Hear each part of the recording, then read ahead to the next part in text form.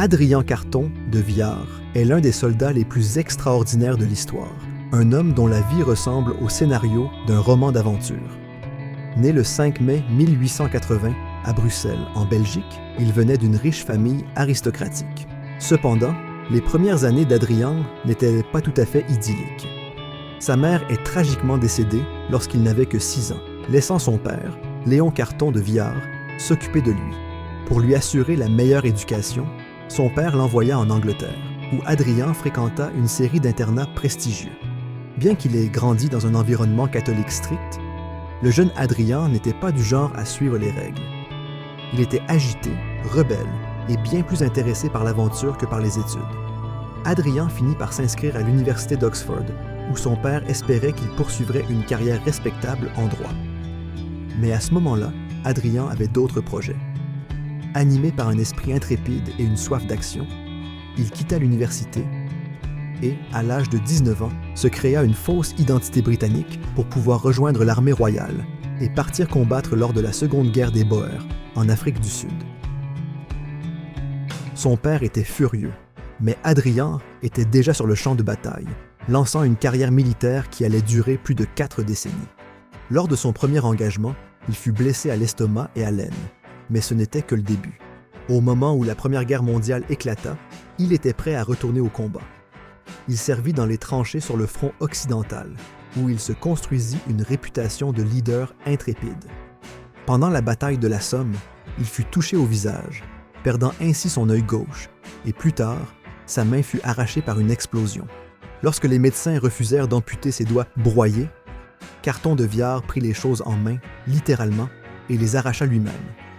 Il finit par porter un cache-œil noir et un crochet prothétique pour le reste de sa vie, lui donnant l'apparence d'un croisement entre un pirate et un vétéran de guerre tout droit sorti d'un roman noir. Malgré ses blessures, la carrière militaire de Carton de Viard continua de prospérer. Il fut promu général de brigade et envoyé combattre sur divers fronts, notamment au Moyen-Orient et en Pologne, où il participa à la lutte contre les bolcheviks pendant la guerre civile russe. Sa ténacité, son courage et son mépris presque insensé pour sa propre sécurité lui valurent le surnom de « soldat invincible ». À la fin de la Première Guerre mondiale, Carton de Viard avait été blessé à 8 reprises, mais il n'envisagea jamais une seule fois d'abandonner le champ de bataille. La Seconde Guerre mondiale apporta un nouveau chapitre à sa vie incroyable. À 60 ans, alors que la plupart des gens profitent de leur retraite, Carton de Wiart était toujours en première ligne. En 1940, il fut envoyé en Norvège pour diriger les forces britanniques contre les Allemands. Plus tard, lors d'une mission en Méditerranée, son avion fut abattu et s'écrasa. Il survécut bien sûr et fut finalement capturé par les Italiens. Même alors, il n'était pas prêt à abandonner. Il fit plusieurs tentatives d'évasion, dont une où il creusa un tunnel à travers un mur de prison, mais fut finalement repris. Toutefois, il fut libéré en 1943 pour aider à négocier un armistice entre les Alliés et l'Italie, prouvant que même en tant que prisonnier, son influence restait indéniable.